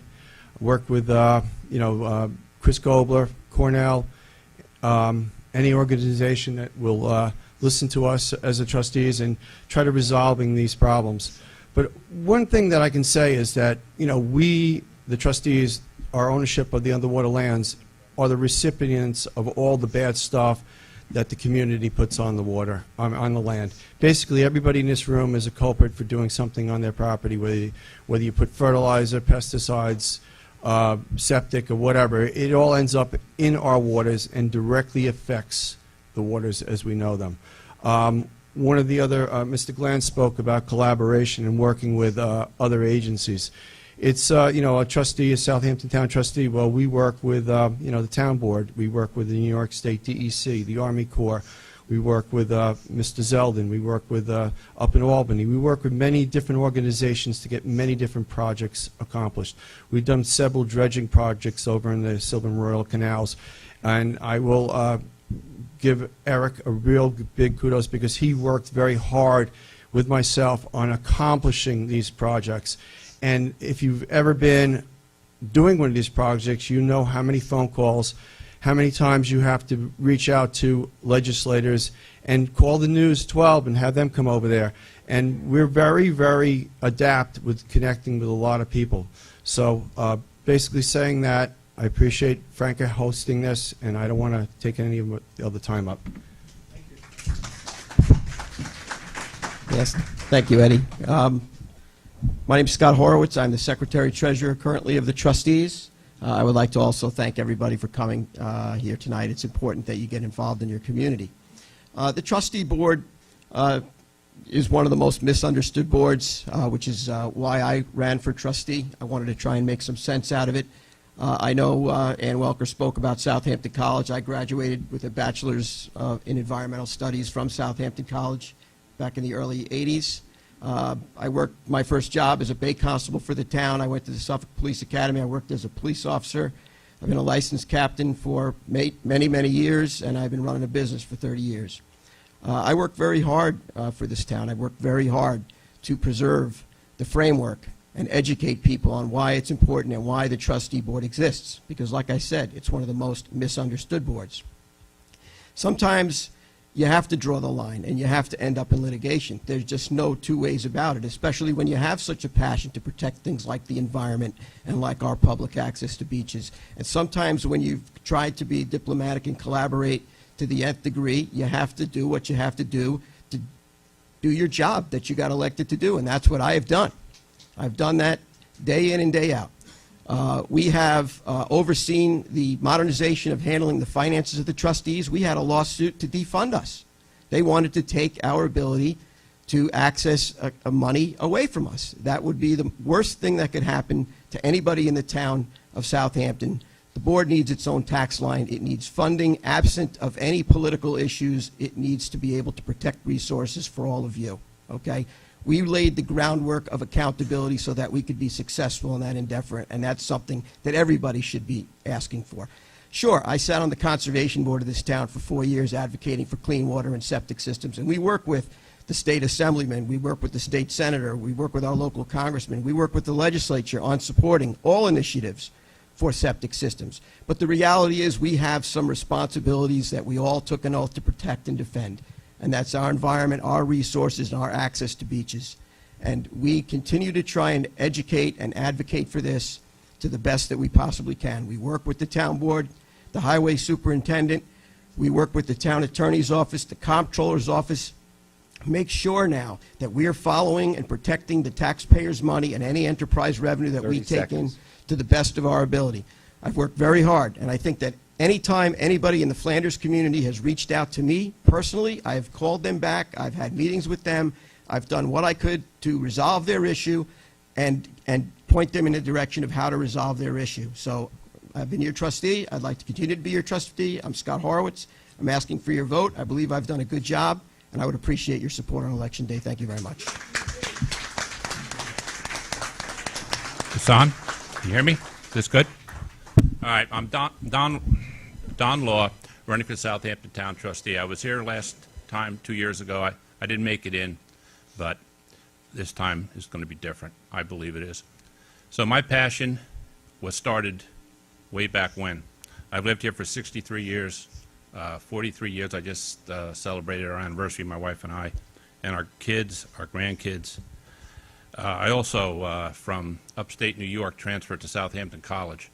But I only went there one day because I quit to go on the bay.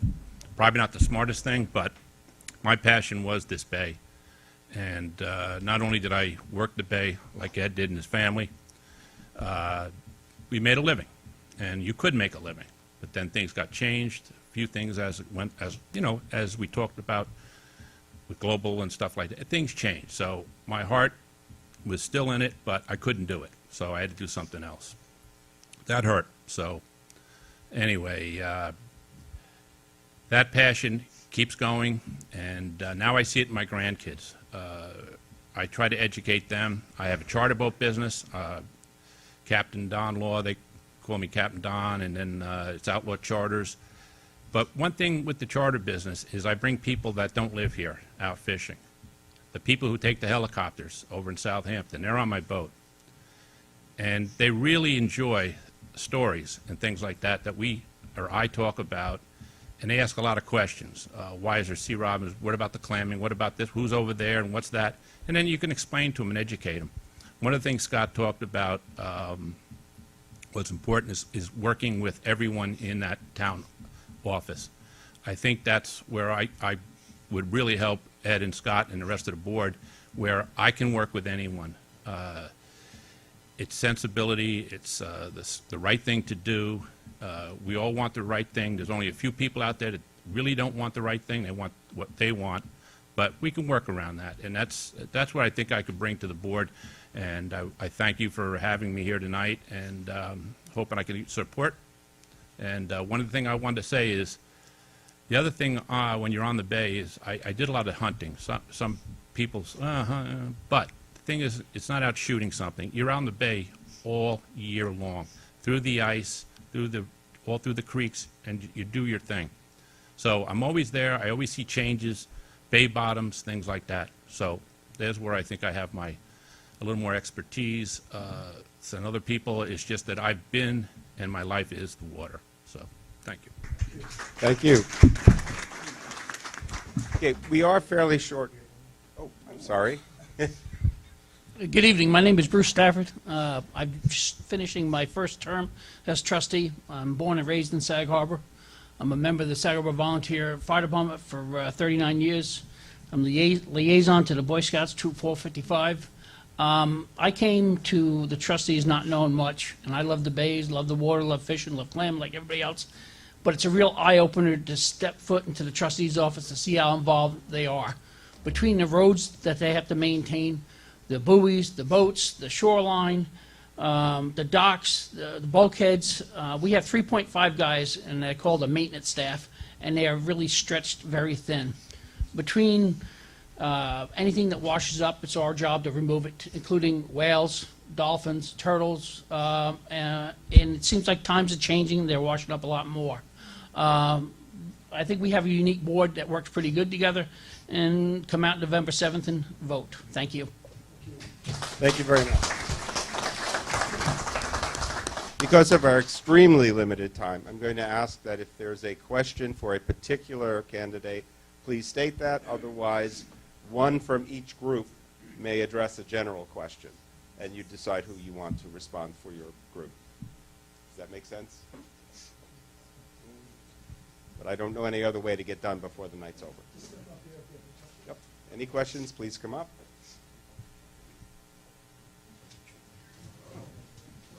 Comments?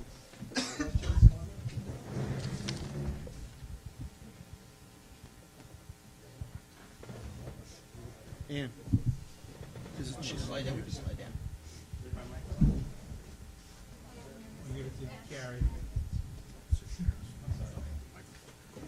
I'll sit down. Hello, my name is Mike Bruno. I want you to thank you, Scott, for all the work you do. And you're right there when we need you. You always return a phone call. I just want to make official that we really, really appreciate you. My pleasure serving the community, Mike. My pleasure. Thank you very, very, very much.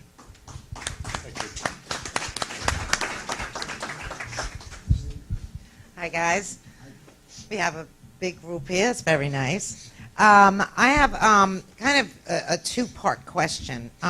One is very specific, which is, what do you think should be done with the New York Rising properties in Bayview Pines? Oh, it doesn't matter. You guys have to make that decision. That's not me. One of you have to... This one works. Does that work? Yeah. I personally think they should be left as brown spaces, open space, and working with Christine Fenton, the town engineer, making sure the bulkheads are maintained, fixed properly. Maybe one of them or several of them can be used as drainage areas that would help during a northeaster where we could utilize, natural plantings, grasses and stuff like that, root systems to absorb nutrients. As far as building on them, I don't think it's a good idea because of the logistics of the groundwater, the logistics of flooding and everything like that. I think it's a very poor idea. Right. I have to agree with that. You guys? No, I got it. Okay, sure. So, well, as you know, we were passionate about getting those houses down, and they're finally cleared and resorting to natural. I agree with everything he said, and then one of the other ideas was to have either the Bay Constable park in the canal on one of those bulkheads that have been redone, and have the Flanders Fire Department park one of their boats in the canal. That would help the Canal Association find funding for dredging, and I think that would be great to have that kind of presence in our community. I also think that they would be ideal sites. Everybody knows, well, you can't build on them, so that'll never happen, fortunately. You can't pave them. There's a whole lot of things you can't do, as you're well aware.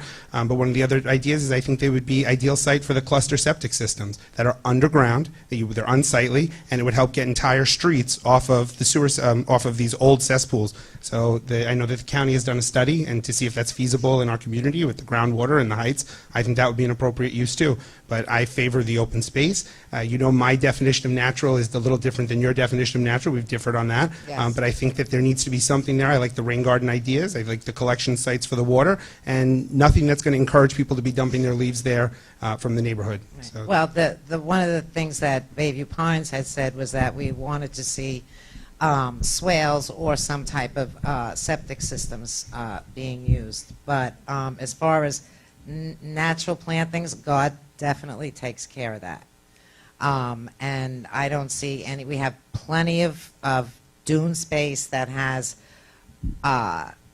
the trees, the pepper bushes, all of the different things that just grow naturally. I don't think we have to make a big production out of it. Right, but I think you said that neighborhoods are enticed to dump on those vacant lots. No, I never was said it, that. Lorraine? No, I know. Well, hey, it got said tonight that it Yeah. happens in Flanders. So that's my concern about leaving it too natural. But we where it have looks quite a vacant. few. We have quite a few natural areas that are not being dumped on.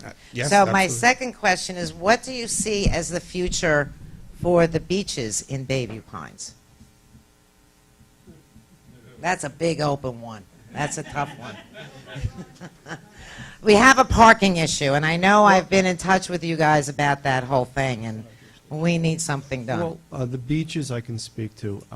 Basically, Fantasy Drive, Long Neck Boulevard, we acquired a piece of property with the help of Ken LaValle and Fred Thiel through the Suffolk County Tax Program that we use as a deposition site for the dredging of the two canals. Which we love. We're in the process of working with the town attorney's office to acquire another piece of property that adjoins it.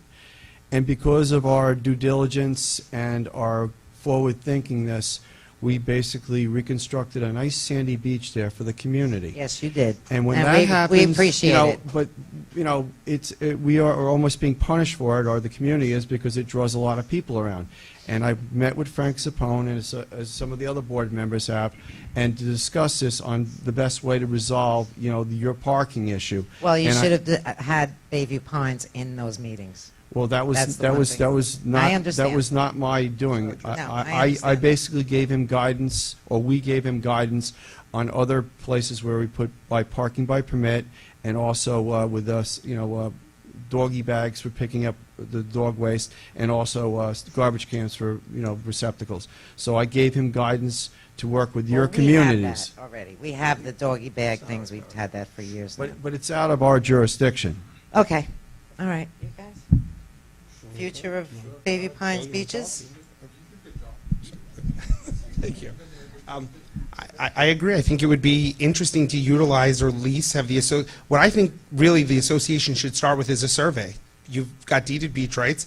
Make it clear to everyone, every stakeholder, what beach is deeded, which is the trustee beach, which is that person at the end, Dwayne's house, not Dwayne, yeah, Dwayne, at the end of Long Neck, where the beach wedding was. I think it's really important that everybody understands the boundaries and what beaches and specifics that we're talking about, because you do have deeded beach rights. Everybody up to June Avenue has deeded beach rights, and I think it's important that everybody's on the same page. I liked Jay's idea about the association leasing a piece of that trustee property for a couple of parking spaces, where the association requires a sticker for anybody paying dues, and the association could park on 3 spots, 4 spots. That was not his determination. Somebody else's property. His determination was to have a public hearing. His determination was to have a public hearing without speaking to Bayview Pines about this issue. A public hearing to have it turned into a town beach. Yes, which Town nobody parking. liked, and everybody was united at that public hearing. Which is what I'm hoping that the town board and the trustees discuss these things together. With and you. with the With people Bayview that Pines. are affected in these areas. The problem I see with this town is that nobody is talking to the people that is involved. They're talking to just one community group. We have 3 different community groups in this area, and each one has separate issues. So I would hope in the future that trustees, town board, whoever, whatever department, if anything is affected in Bayview Pines, they go to Bayview Pines. They went to nobody. You know that. I know that. They went to nobody. You know, you just made a point of mine, and that is that the trustee board is a completely misunderstood board, because here you just had a conversation with people that are not even involved. We're the landowners of trustee land. And I'm sitting here as the secretary-treasurer of the trustees, and I'm not quite sure what you're talking about, and you're having discussions with other people about our property. Well, whoever. You know, all I'm just saying is jurisdictions are important to respect.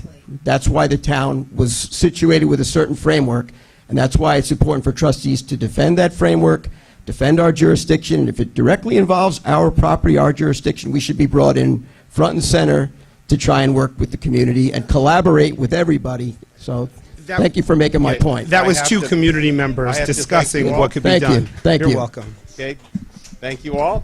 And I won't say gentlemen because we do have a woman running. So thank you all candidates. Thank you. Okay, sorry. Thank you, sir. Okay. Oh, what's your name again? I don't know. Thank you. Okay. I'm sorry. Thank you. Okay, let's get everyone back up quickly. We have a guest speaker, a couple of guest speakers tonight quickly. We're going to take Diane Weir, who is our new head of community development, I believe. Where's Diana? She's coming. Okay. And as most of you know, I have very poor vision, so it's a clear issue. Thank you. Hi, everyone. I'm Diana Weir, and I am the new Director of Housing, and that would be attainable, affordable, reasonable housing for our local families and workforce. The town board has been very supportive of providing homes for our people. We're losing our young people, we're losing our seniors, and it's very important for us to maintain a community. I will tell you that since I'm on board, I've been here for 3 months. I was in housing for about 20 years. I was Executive Vice President of the Long Island Housing Partnership, and I was the Director or the Commissioner of Housing and Human Services for the town of Brookhaven, which is 500,000 people. In the 3 months that I'm here with the support of your board, and that's a bipartisan board, by the way, we've been able to move 2 homes that were for sale. You know, when it takes so long to build an affordable home with the grants and the processes, and you know what it was like with Sandy Hollow and Spionk, I mean, the community getting involved and being part of this process, that when you try to sell one, the town is supposed to provide an eligible buyer for that home. Otherwise, if we don't do that within a certain amount of time, it goes to the market and we lose it out of our inventory. Since I'm here, the town had purchased 2 properties that were in the affordable, and we've been able to sell them to local people. One woman purchased the house in Sagaponack at an affordable rate. She's a veteran. Yeah, that's one that the Business Alliance built in Sagaponack. And that was because the town, during a planning process, required the developer to donate 3 acres.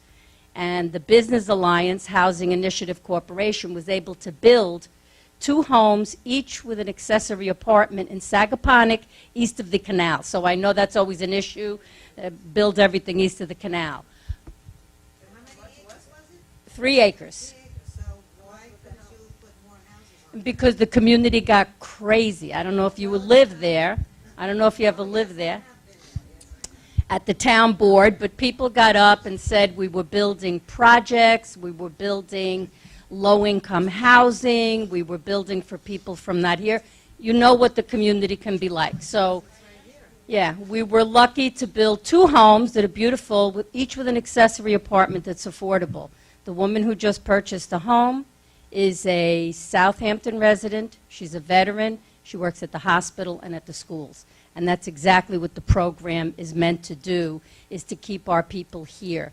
The second home, which will be sold probably by the end of the month, is also a local person who happens to work at Town Hall and whose mom has been here for years. That house is in Eagles Walk in East Quogue.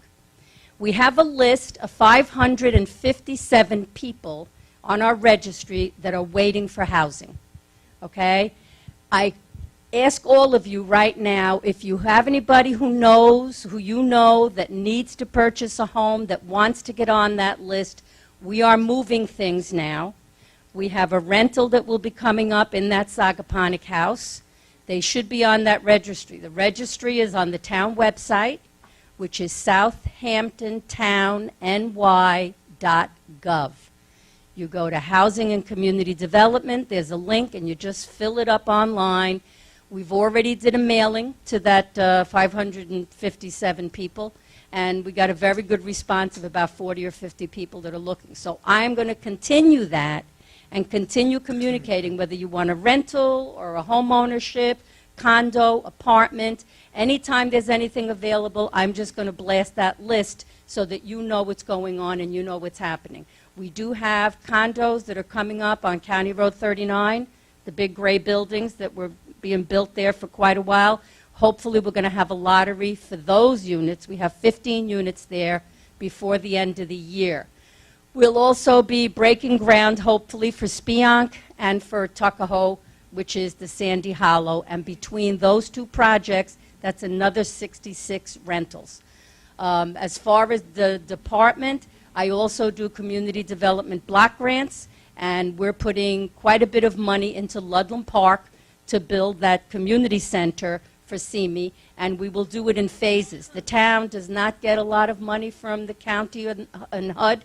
We get about $110,000. I'm trying to move that up a little bit. I'm asking for $150 because if you don't ask, you don't get. And we're going to try to keep putting money into this community because this is an area that can accept those funds, those federal funds. So with that, it's short, so I'm just going to cut it now. Remember, the Town of Southampton website has the Housing and Community Development page. Go there. You can register to get information about any housing that we develop. And with that, I thank you very much for giving me this time. Thank you, Diana, and welcome to Southampton. Although I must say, I had worked with Diana before when she was at the Long Island Housing Partnership, and the 7 affordable homes built in Flanders was in large part due to her efforts, as well as others. They're beautiful homes, and I bet no one can tell you which one they are. They can look really nice, and they don't look like anything out of the ordinary. They're perfect homes. And I think nearly all of them went to town residents. Certainly, we want more of that, and they all pay their taxes, which was a big issue back then. I have a quick question for you, because we do have the CME Ludlam Avenue Park on our agenda, which we're not really going to have much time to talk about. You know that we're looking for a 4,000 square foot development. Absolutely. At today's Economic Development Committee meeting, we were told there's only enough money for the 2,000, and we were asking questions about what about community development, what about other sources, and I want to know what your thoughts are. So the original grant, because the original request, I wasn't here, but this is what I know. The original request came in for a 2,000 square foot building, and the money has to be what we call in the business leveraged. You need different buckets of money because it's an expensive project. So not only are they going to use community development block grant money, but they're requesting money from the state as a grant to put through towards this, because I think it's $500,000 that they've allocated right now between the town, the feds, and the state. And the grant for the state was already in process. So to switch that grant and now say, oh, no, we don't want 2,000, we want a 4,000, that would mean maybe doing a secret declaration again, so that might delay it. So the suggestion from the council people was that let's do it 2,000 and then add the money and make the 4,000 in the next round of funding. Because it once you started going that way, once you say, oh no, we changed our mind, we want 4,000, we might not get anything. Because there are funding cycles where they vote, the legislature, you know them, up in the state, and whoever. So you need to, we don't want to stop it and cut it and say we can't do it. So absolutely the funding is going. We added another, I think, 200,000 from old CDBG money, and we're going to put in more this time and then more next year. So just to keep it moving along, because it'll take years to build it, it'll take a few years. But yes, the town is very committed. All the board members are in support of that, so, okay? And we're very excited about the Children's Museum coming to the park and providing programs and exposure to the kids there that they don't have any other way of attaining. I'll give you my phone number if you need to call me and ask any questions. No questions, bad questions. You don't want to do it here. It's 702-1731, and that's right to my desk. 702-1731. Just a quick question. Do you know when the public hearing is on the next 2018 CDBG money? Yes, the applications will be available soon, and I know we discussed it also for CME wanted to put an application in. The public hearing will be on October. Oh, you have to use the mic. Really? I thought I was loud. It's for the camera. No, for the camera. Oh, for the camera. Sorry, Charlie. I think the public hearing is scheduled for October 24th, whatever that Tuesday is, and it'll be the first public hearing. It'll be at Town Hall in front of the full town board. So after that, the application deadline is that Friday, and then the board will make a decision during November as to which projects will get funded. And even if we ask for 150, we might not get 150. So, they might cut it. It depends on what all the other members of that Suffolk County Consortium ask for. But I'm pushing, and the county already knows that I'll spend it. And that's why, just to backtrack, the town used to get about $500,000 in CDBG funds. But it's that old, straw, you don't spend it, you're not going to get it. And the town was not spending it frequently and in the proper yearly segments that it's supposed to, and they kept taking it away and giving it to other towns that were spending. So now that I'm here, they know I can spend it, and there will, oh no, Brookhaven, I used to spend $2 million a year in Brookhaven, guys, so believe me, I can spend it. I got ideas, whoa. But anyway, so that's what we're trying to do, build it back up so that we get our fair share again, so we can help our communities that need it, okay? Thank you. Thank you. Okay, thank you. And next we have Ceres Barrios, quickly, if we can. Ceres Barrios, Community Liaison for Riverside Rediscovered. 3 quick announcements. We partnered up with Frnca and several other organizations last month to do a back-to-school giveaway, including Truth Community. We had over 350 people at the park, so we're really happy because one of the things we've been trying to do is activate Lutland Park, and we've seen since last year by doing Trunk or Treat, the back to school event, that we're getting more families into the park and using that park, and to demonstrate to the town that there's a huge need to upgrade the park and also to bring CME. So that was a great partnership that we did with Frnca. We're going to be kicking off our 12th session of CME next month, so we'll come back with flyers to let everyone know the date for that. And our meetup is this Thursday. Everyone's invited as always. It's going to be at our office. Sean McLean from Renaissance Downtown will be there to give an update on where we are with the SOAR studies. So that's my report. Thank you. Children's Museum of the East End. They're out in Bridgehampton. Babs, do you want to say something quickly, or Patty, about the 5K coming up on October 15th? Yes. We could bring you a microphone. No, she's got to be on TV. Oh, you have to be on TV. No, you have to be up here. All right, then just... Come on. What's the big October 15th. Keep Where? meeting. We need I can't. sponsors. We Sponsors need are welcome. volunteers. Volunteers the day of. Which is? Okay, we're going to hold the fourth Frnca 5K Scholarship Run Walk on Sunday, October 15th.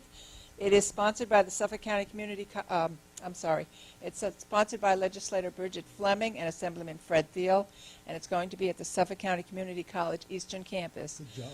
Previously, we've had it at Hampton Hills Golf and Country Club, and due to the cooler temperatures, we're trying to find a warmer venue and a flatter venue, and to see how it works. Hopefully it works out a little bit better. It's $20 pre-registration, $30 the day of registration. We are looking for help for the day of the event, and we are also looking for sponsors. So if anybody in the room would like to sponsor, I've heard a couple of people had businesses going, and if you'd like to help us out, you're more than welcome. I have the information in the back of the room. I also have registrations for runners in the back of the room if you'd like to grab one or two. Thanks. Okay, and just quickly, they are available on our website at frnca.org. If you're in the audience at home, just go right to frnca.org, and it's there for you. I think we have other items, but we just can't get to them. I just want to say one thing. I want to thank all the candidates for speaking. We heard some very good stuff from a lot of people, but there's one thing, and this is my opinion, and this has nothing to do with Frnca. I think that the most important thing to remember is they can only do what the money allows them to do. Highway, everybody. So take that in consideration. They can make promises and promises that they can do better. I know for a fact they can't, because of the money that comes into Flanders only is from Flanders, and there's not enough to do all the things we need yet. So please just take that into consideration, and don't be hateful or spiteful because something didn't get done in your road. I had the same problem, but I still get the service I need. So that's all I wanted to say. Thank you. Okay. And to close out the meeting, I can't help but realize our date. So can we have just a half a moment of silence for the victims of 9/11 and their families and friends?